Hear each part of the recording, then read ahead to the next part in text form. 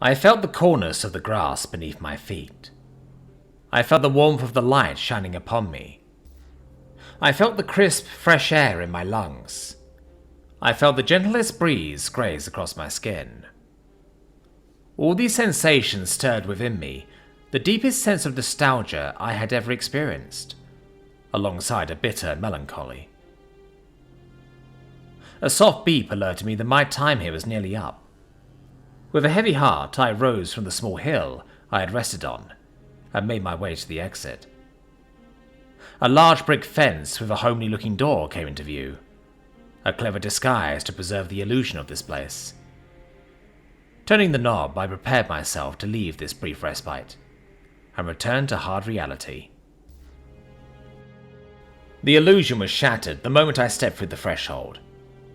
What awaited me on the other side was the cold metal of an industrial airlock. With the door closed behind me, the red flash of a scan filled the room. The light scrutinized my person, ensuring I had taken nothing with me. With the scan's approval, a robotic voice began its automated survey. "Greetings, Observer Delt. Would you say that you enjoyed your time in the terrarium?" "Yes," I replied back. "Good. Would you say that you feel more refreshed by your time in the terrarium?" "Yes," I replied again. "Good. How realistic would you say the terrarium is?" "Real enough." A bit of my own sadness slipped into my answer. "Good. Is there anything you would like to see changed in the terrarium?" The thought of the babbling creek that once flowed near my old childhood home came to mind. A flowing water feature. "Request noted. Thank you for your feedback. Your next time allotment for the terrarium will be in 120 days. Have a good day." With the survey complete, the industrial airlock hatch let out a pneumatic hiss and opened. What met me on the other side was the drab halls of the massive subterranean complex that housed what was left of my species. It's hard to believe that we have been trapped here for almost 2 decades at this point. For some, the only experience of what once was the surface of our homeworld is the terrarium. I felt great sadness for those whose only experience of life is these metal walls, but this was the only choice. The alternative was complete extinction. Now, I must return to my duty as observer. That nightmare is still out there in the void. Its movements must be watched and catalogued if we are ever to return to the surface. Making my way through the cramped and dreary corridors of the complex, I prepare myself for onslaught of depressing record-keeping, soon to be upon me. How many worlds have been consumed since I was relieved from my post? How many souls were snuffed out, with no living witness of their existence? The amorphous swarm had ravaged the galaxy, destroying world after world in a ceaseless act of consumption. They first appeared on the outer edge of Republic frontier space. A single civil transportation shuttle was the only survivor that managed to flee from the destruction. It was their warning that alerted us to the danger coming for us all. The swarm appeared as an amorphous blob of constantly undulating flesh. Its mass could take the shape and function of whatever it deemed necessary to forward its conquest. The Republic's forces could just barely hold the swarm in quarantine. Each attack wave revealed new and more horrific conformations the swarm could take. The fleet, however, remained determined. They had managed to repel the monster year after year. It seemed like the nightmares could be held back long enough to develop a permanent solution to eradicate them with. Then the swarm changed. When the swarm travelled in space, it took the form of a large asteroid like mass of flesh. When in battle, it would rapidly rush any hostile ship and attempt to pull it into itself and crush it. Many larger ships of the Republic's fleet were lost in this manner. The fleet found that it could use its smaller and faster frigates to distract and outmaneuver its grasping tendrils, until a destroyer could lock its main cannons and obliterate the monstrosity. But it adapted. In the next attack wave, the swarm asteroid approached the fleet's blockade, just like it had before. Just as the fleet prepared to engage, the large mass broke into an innumerable number of smaller parts. These pods, as they were called, quickly began to overwhelm the fleet's defences. The small frigates that had already advanced on the swarm were the first to fall. The pods smashed against their hulls, bursting open with a corrosive payload, eroding the hull plates at an unnatural rate.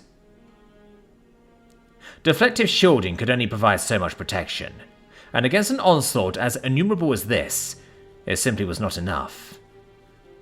The pods flooded through the holes made in hull.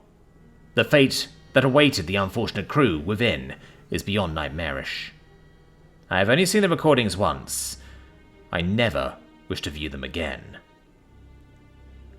This new tactic of the swarm broke through the blockade with horrific speed.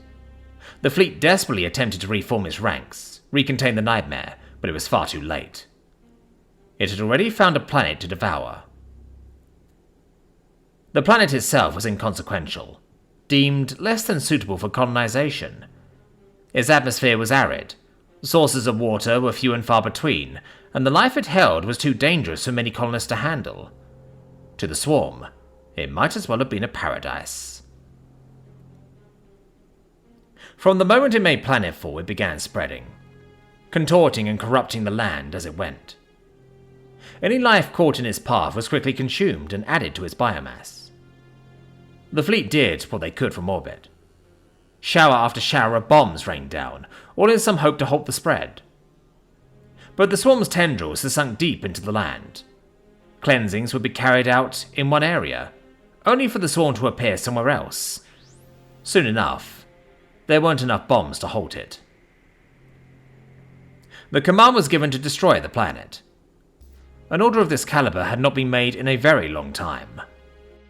The devastating weaponry needed to carry out such a task had long been dismantled for the peace of the Republic. Now, old designs were hastily being reconstructed to eliminate the foothold the swarm had gained. When the first doomsday weapon was complete, it was sent out as fast as it could.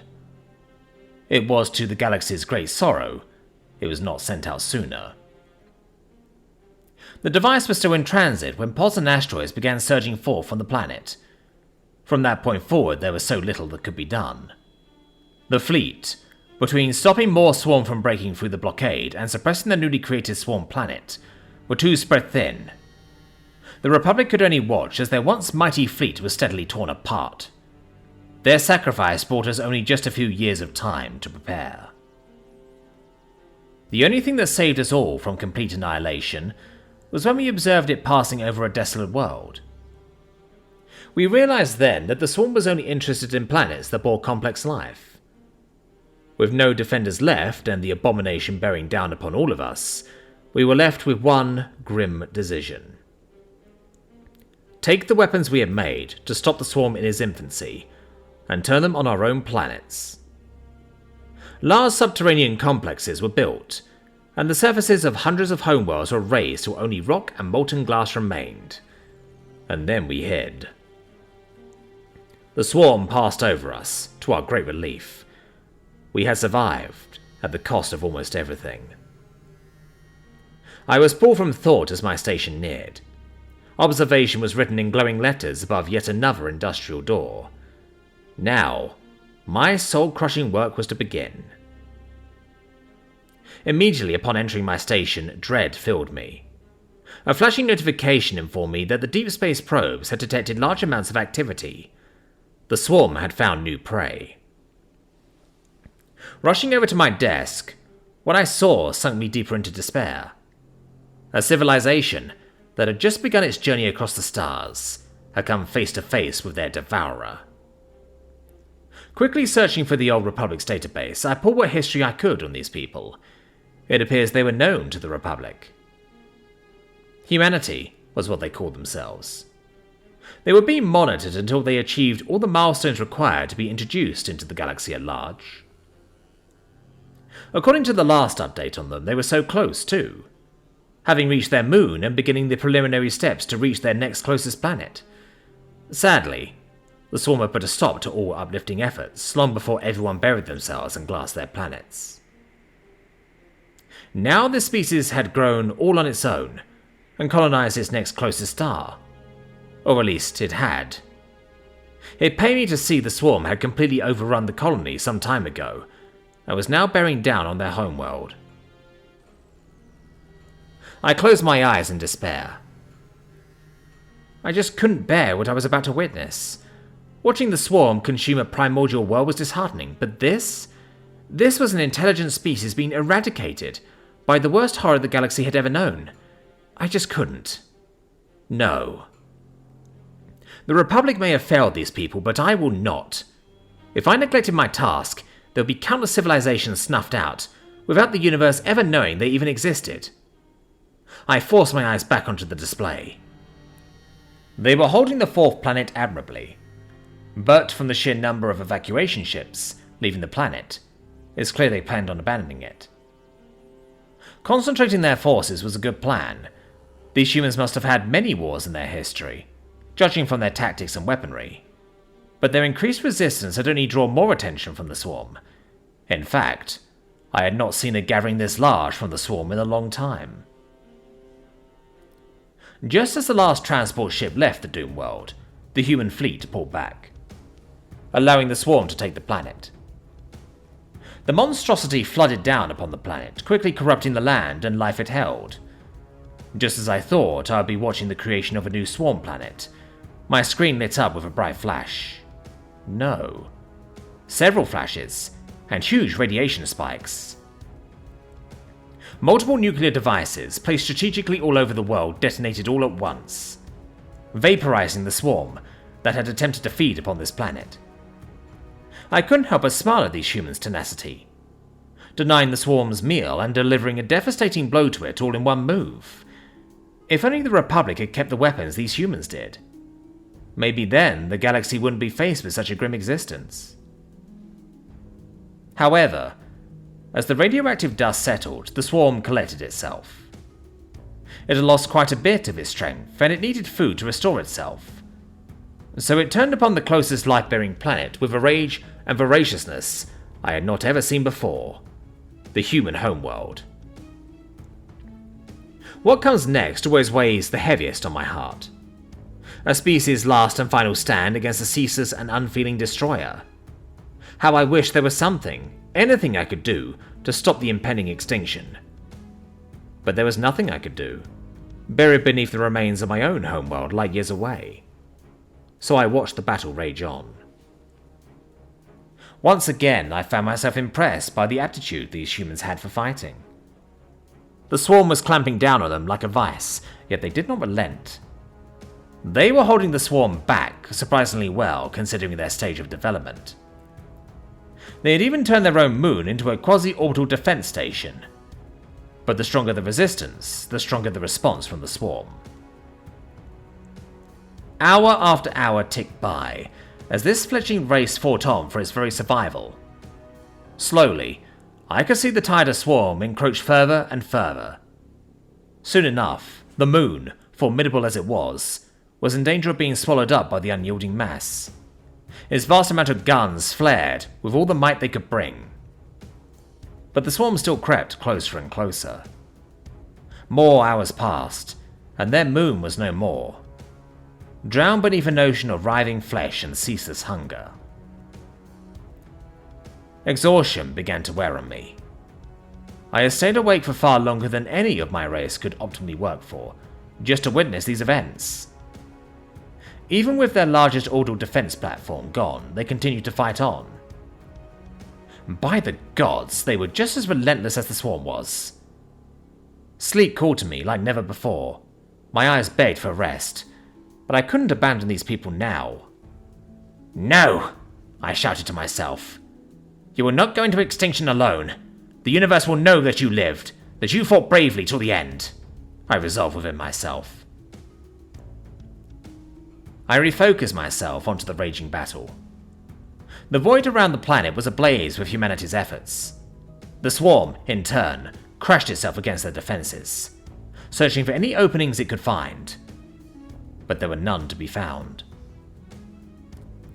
With each passing hour, the swarm's grip grew tighter and tighter. But humanity's resolve did not falter. This was turning into the most grueling battle of attrition I had ever witnessed. Between it all, I could catch glimpses of the planet below, the blue of its oceans, the green of its forests, all hints at the life this world bears. Also similar to what was once on my own world. I couldn't help but wonder how similar this planet was to my own. Would their grass feel just as cool? Would their sun be just as warm? Would their air be just as crisp? I was tempted to try a planetary scan, but that would be akin to threading a needle in the middle of a hurricane.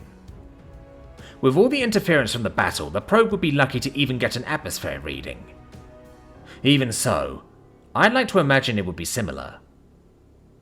In another reality, maybe I could be some envoy to this world and its people. I could see myself conversing with them, sharing our cultures, exploring all they had to offer, and in exchange I would show them the galaxy. I could practically feel my wonder and awe at thought. I could feel it. I was asleep. My head shot up from my desk. The screen before me had gone dark. I had been signed out for quite some time due to inactivity. Checking the time display, I was horrified to see I had been asleep for at least 10 hours. I entered my credentials as fast as my digits could input them. Dread filled my mind in anticipation of what would be left of the human defenders. I pleaded that the worst hadn't come to be, that I wouldn't just see a swarm-infested planet.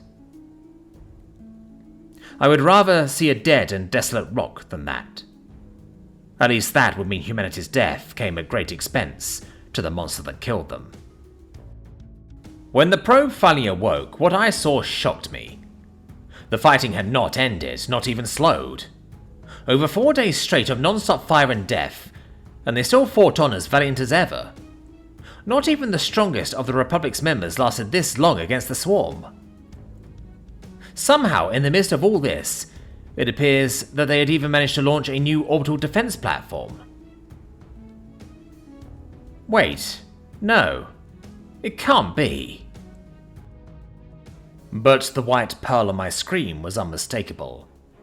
They had taken back their moon. They pushed them back! I could not believe what I was seeing. Not once had any military force, professional or otherwise, ever regained ground from the swarm. Every battle I have seen in all my time as observer had been a slow grinding ordeal until a final collapse. Observer Delt, are you alright? I heard you shouting. From behind me, one of the technical assistants had come to see what had caused my outburst. I turned to face the young tech, my eyes wide with excitement and fervour. The tech took a nervous step back. I quickly grabbed him by the arm and pulled him towards the screen. Look! I had no need to shout at this point, but I could hardly contain my elation. The tech looked at battle lines as I rewinded and fast-forwarded through the last several hours. I could see him come to the same realization that I had. He then turned to me with the same excitement that I had. Do you think it's possible that they might win?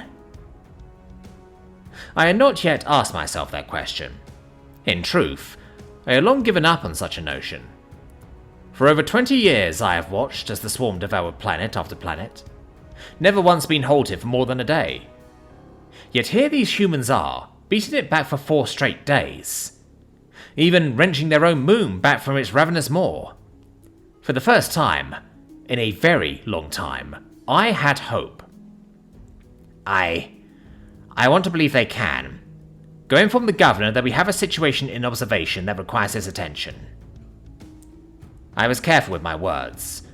I did not want to spread a false hope, but I also wanted so badly for there to be a chance of victory.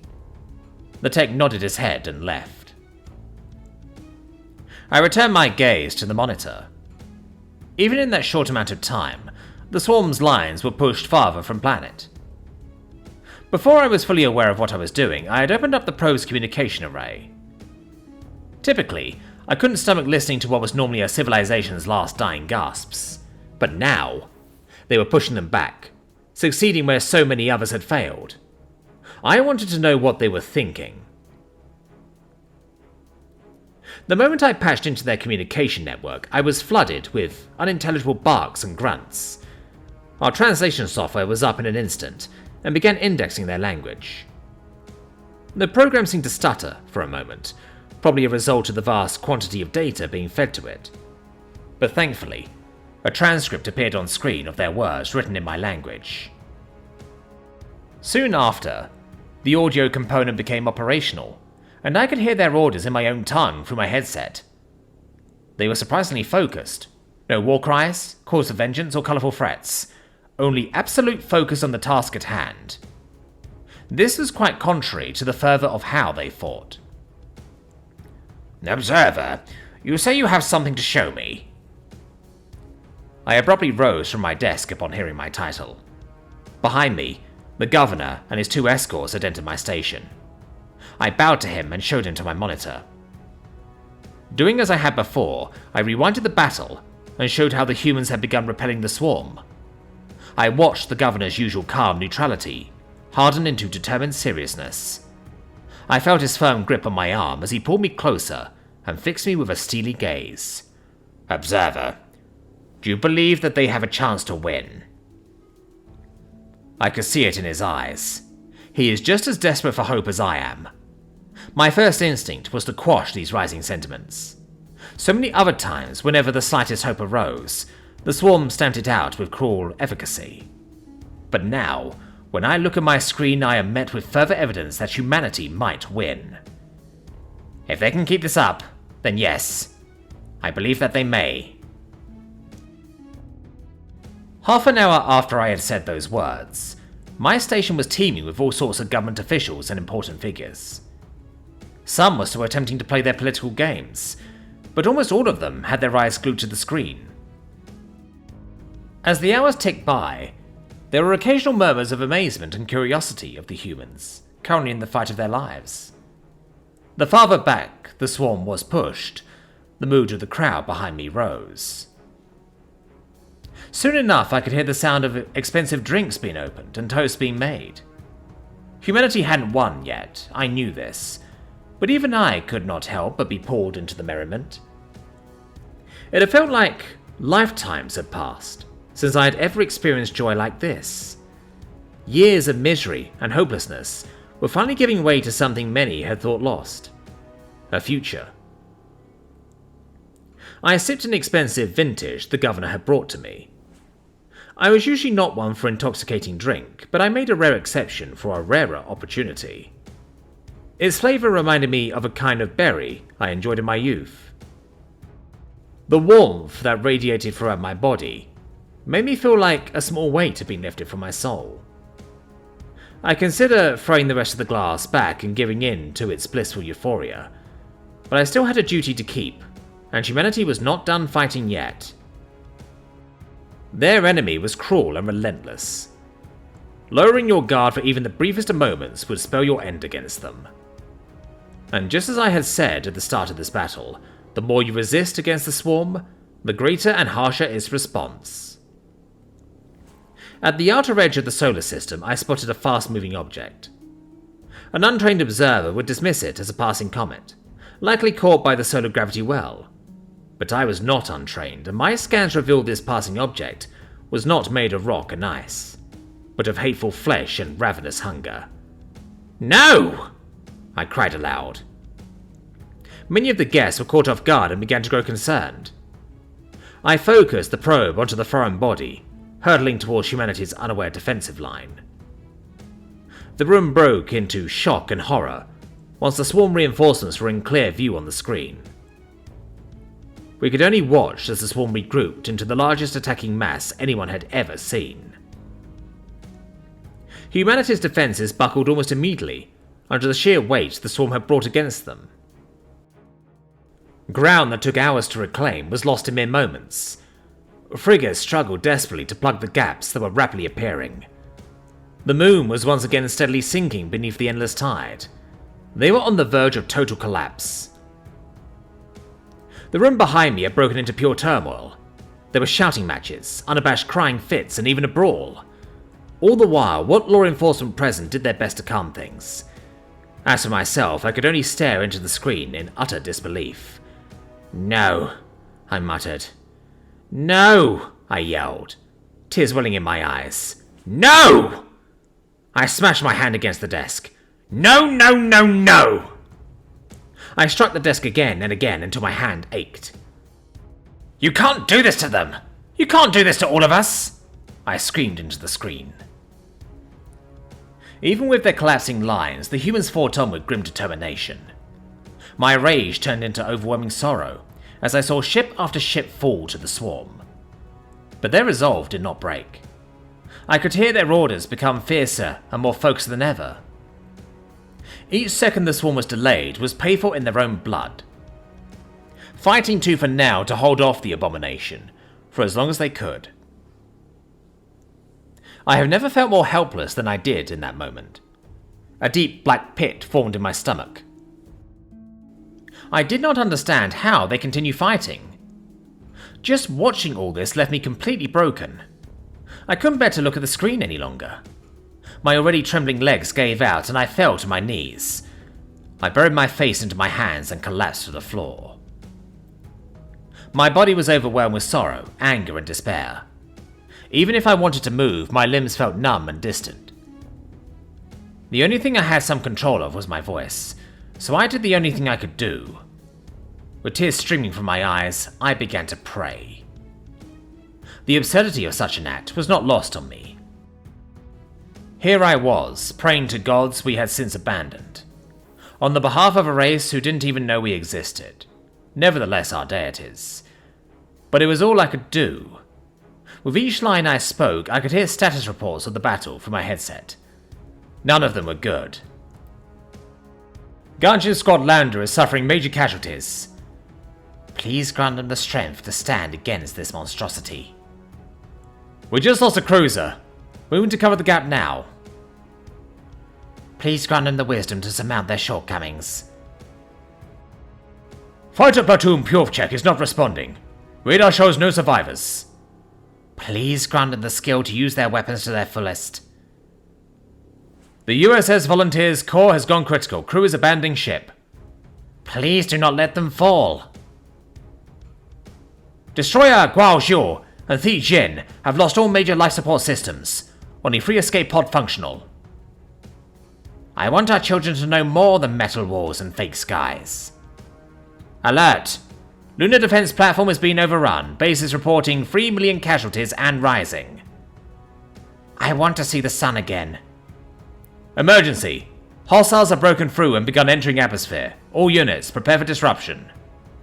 I want this nightmare to end.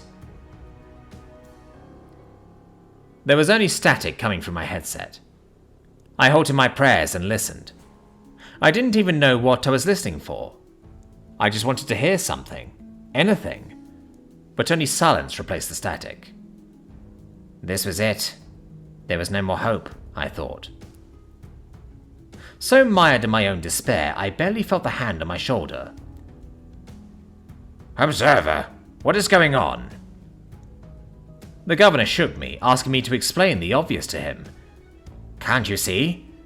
They're all going to die, I mumble.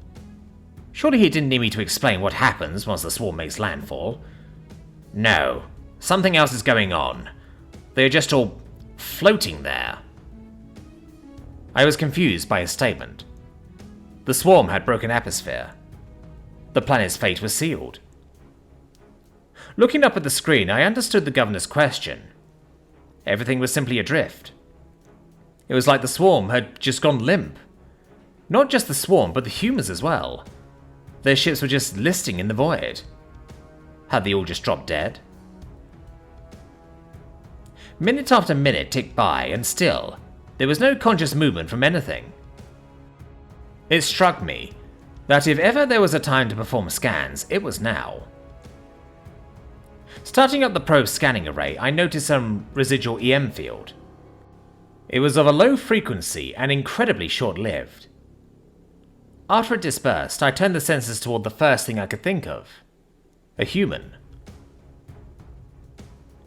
The biological report showed consistent findings with the previous catalogues taken from their race many decades ago. There was, however, one anomaly in the report. This human's brainwaves were erratic, not matching any prior recorded pattern. I scanned another human only to find the same thing. Biologically normal, save for their seemingly scrambled neurons. Just what was going on here? Just when I was about to scan another, the probe detected a flaring heat signature. I was about to dismiss it as re-entry friction from one of the drifting ships, but the probe showed it was leaving atmosphere. Somehow, a lone fighter had regained consciousness and was barreling toward the swarm, guns roaring. It strafed the invader again and again. Each round ripped through hundreds of bioforms. I marveled at the speed and ferocity of this fighter's performance, when I noticed he was suddenly not alone. One more fighter had joined his strafe, and yet another was racing to add to their formation. Soon, there were multiple fighter squads unleashing all the firepower they could bring, with a few gunships too, showing signs of life. Slowly, but surely, the entire fleet was coming out of the stupor that had entrapped them. The swarm, however, was still completely paralyzed by whatever had been done to them. Over the course of a couple of hours, the whole of humanity's defenses were awake once more. Their combined might tore into the helpless swarm with a newfound fury I was likely to never see again. They avenged every ship lost by 1,000-fold. I stood there, in pure awe of what was, at least to me, a miracle. But I was still afraid that this miracle might end. If the humans could pull out of that trance, who's to say that the swarm couldn't also? But my fears were ill-founded, as the seemingly endless number of swarm actually began to diminish. No longer forced onto the defensive, humanity's ability to annihilate was on full display. Finally able to pull myself away from the carnage, I turned to see most of the crowd had vacated my station. Only myself and the governor remained. The rest must have been removed by law enforcement till they calmed down. Together, he and I watched as humanity purged the swarm from their homeworld. The closest the swarm ever came to awakening was a fruitless quivering, like an animal in its final death throes. I felt like I should be cheering, or sobbing, or anything, but I couldn't bring myself to do so. My emotions were completely spent. I can't believe they've done it. Was that relief or disbelief in the governor's voice? I could not tell. What should we do now? I asked him. Ideas of my own flew through my head, but I was no leader. This situation requires wisdom far greater than my own. The governor stared at me for a moment in confusion. Then, almost as if he just remembered what his job was for, his eyes went wide as he began to pace in deep thought. He continued to do so for a handful of minutes, talking to himself all the while, before seemingly coming to some consensus with himself. Can we contact them with this probe? To answer his question, I opened the communications menu and prepared to broadcast. I then turned my headset over to him and assured him the translation software will ensure his message is received correctly. Tuning the broadcast to the largest ship I could find, the USS Bulwark, I nodded to the governor that he was ready. Hailing USS Bulwark, do you hear me? The governor sounded confident, but I could see the nervousness in his eyes. Confirmed unknown craft, identify yourself and state your intentions. They were undeniably on edge. I could see multiple weapon systems lock onto our tiny probe. The governor took a breath and answered. I am Governor Doxis of the last city of the Kornar people. We were once members of the Orion Republic, a coalition of governments and peoples that once oversaw much of this side of the galaxy. We harbor no ill intentions towards you or your kind and only desire to speak with a representative of your people. There was a long pause before we heard anything back. In truth, I was afraid our probe would be blown out of the void. But then the Huon vessel responded in a different voice. Attention Kornar craft, I am General Greywall, the commanding general of this vessel. I have been given the authority to speak as a representative of my people. First, confirm for me that you are an alien people. Then state your purpose for contacting us. The governor readied himself to speak once more.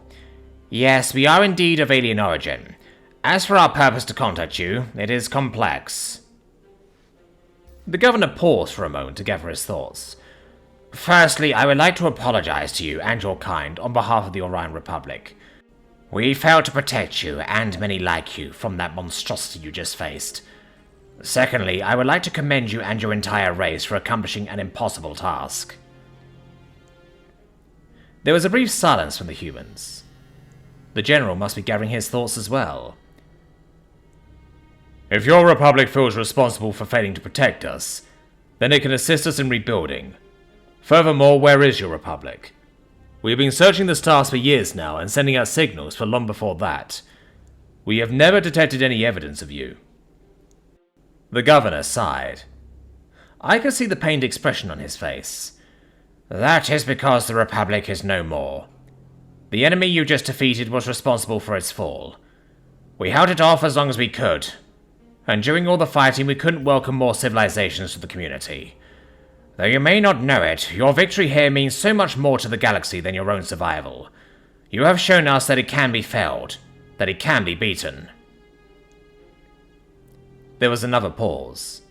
Perhaps the general was starting to realize the gravity of what they had done.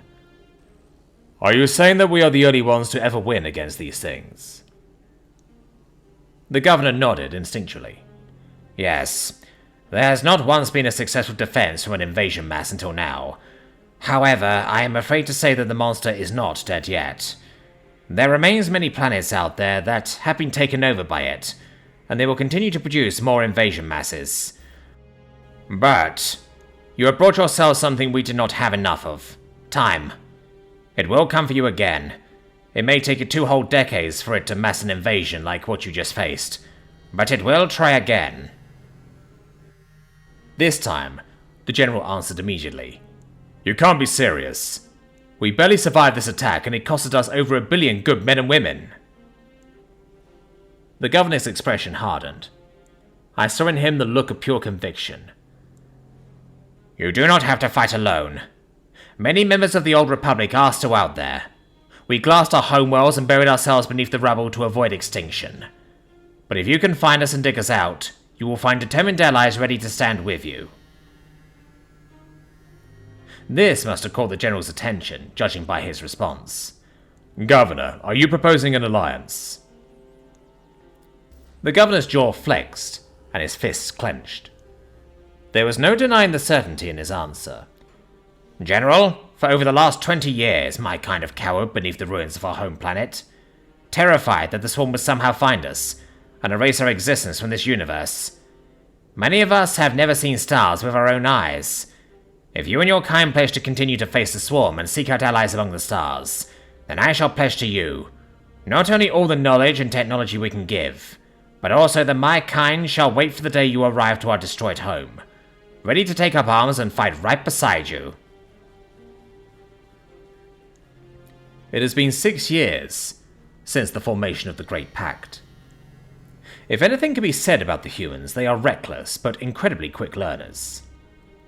They took our knowledge, and with it, forged faster jump drives, better automation, and a fleet the likes of which I have never seen before. That fleet now sits above the desolate rock of my species' homeworld. We had learned that the miracle that saved them was just that. They had taken a device used to treat epilepsy and altered it. When it was used, it triggered a catatonic seizure in all organic life within its range. The miracle was that they had no idea if they would recover faster than the swarm. They just took the gamble, and fate smiled upon them. Sadly, a trick like that likely won't work again. The swarm will almost certainly adapt to counter it. When humanity arrived, they found that the governor had kept his promise. Hundreds of millions of able-bodied Kornar stepped out from our cowardly bunker, trained and ready to repay the debt owed to mankind. As for myself, I too stood out on the craggy surface, waiting for a transport shuttle. Though I was too old to fight, strapped to my back was a data storage cell containing the map I had spent 20 years making. I dreaded every day I had to work on it, but now I'll be using it to guide this fleet. As I waited, I looked up to the star that gave this planet life. Its rays were harsh and scorching because of the reduced atmosphere, but I have never been so happy to see it.